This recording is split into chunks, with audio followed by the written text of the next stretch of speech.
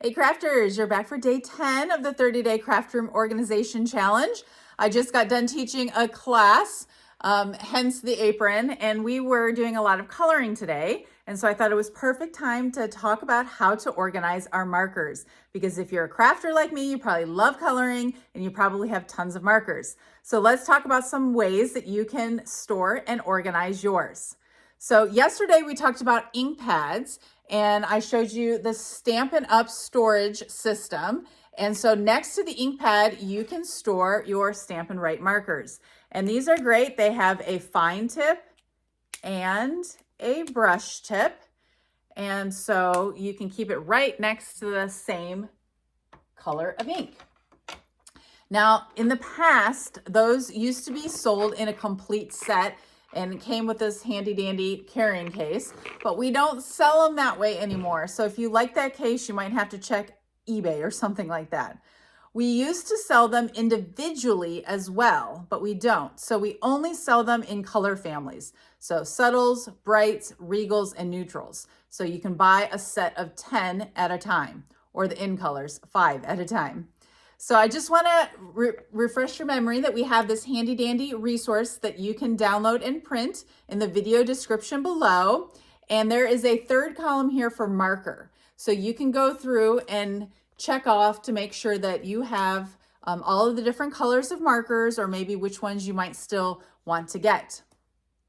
The other kind of markers we have are called alcohol markers, and these are great for shading or blending or even coloring things like outside of paper. So in our class, we just were using brass butterflies, which were like a brass color, but if you use an alcohol marker, you can change them to whatever color you want. So our blends are sold in a pack of 2, not in all of the 53 colors, but most of them. And there is a light shade and a dark shade. So you sort of layer on top of each other. And same thing, these also have a fine tip and the brush tip. Just be careful when you use the brush tip that you don't press down on it. You'll want to sort of do it on the side and make sure you don't damage the tip. Now, this is another set of organizing system that Stampin' Up! Has, the blend storage. So you can buy these, I think, in a pack of 5, and they store 3 sets going across times 5. So that would get you 15 sets of blends. Another thing to mention is there is a storage topper that you can put on the top. I guess it's the lid. And you could leave it open, but by putting a lid on top, then you can actually put something on top of your system. And so on top of my system is another chart, which I will link in the description below. But this is basically an inventory for all the different shades of blends that we currently have. And there's a column for you to color in the light and then color in the dark. And then you can see exactly what the color looks like. It's also great for trying to keep track of which ones you have and which ones you still might want to purchase. There is an item number here too, so it will make it easy for ordering. I do update this chart every year, every time a new catalog comes out, because there's ones that will retire and then new ones that will be added. So keep a lookout on my blog for an updated one of these.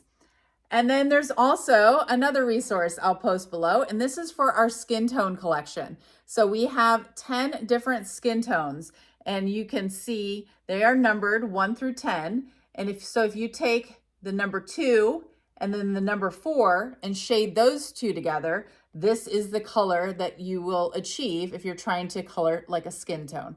So this is another helpful resource that you should check out in the description below. Now, a couple tips for you. Number 1 is I would definitely recommend labeling them. For me, it's just easier to get them right back in the right spot. And I use a label maker, which we'll be talking about in a future challenge, so stay tuned for that. But on the tip, I just put L for light and then D for dark. And then I put the abbreviation. So this is PP. Now, PP could stand for a lot of things, but in this case, it stands for petal pink. But at least it's helping me visually see that it's probably a match just based on the color, and then the light, the dark, and then the PP will help me get them back in the right space. The other tip I have for you is you want to make sure you store your markers horizontally. And that is so that the ink won't all go one direction and then therefore this side will dry out. So anytime you have markers, it doesn't matter what kind they are, you want to store them horizontally. Now, if you went, to a retreat or something like that, I've actually used these from Creative Memories. I'm not sure if they sell these anymore, but these are great little plastic cases because they, your markers won't, move around when you're traveling. But then when you are working, this can sit up on your workspace and you can do this. So I don't think it would hurt to store them like this for a short period of time, but for a long period of time, you definitely want them flat. And this nice case also has a flat side for that as well. One other storage solution I have for you is from Stampin' Storage. Now, I've mentioned this company before. I love them. Their products are a little bit more pricey, but they have lots of options for your markers. And you can check out their website and see what options they have, but this is the one that I like. It has 4 different cubbies here, and I try and keep them organized. So for example, this top cubby, these are also all Stampin' Right markers from Stampin' Up, but these are all the retired colors. I never get rid of the retired colors because I do get rid of the ink pads, but sometimes I find that I still want that color for something, and so I can use a marker. This one has some like gel pens, and in this case, it's like a watercolor pens and some other skin tones from another company. So that's sort of a miscellaneous section. This is my Creative Memories section. So I do use a lot of their pens for my journaling in my scrapbooks. And then down below are more of my permanent Sharpies and paint pens. So anyhow, this just helps me try and keep things in 4 different compartments, but it's sort of like the miscellaneous section of my markers. So anyhow, I hope that gives you some ideas on how you can organize your markers. Make sure you check out the references below and then hop over to the Stamp with Cheryl Facebook group and post some ideas so we can all be inspired and get going on organizing our markers. Happy organizing!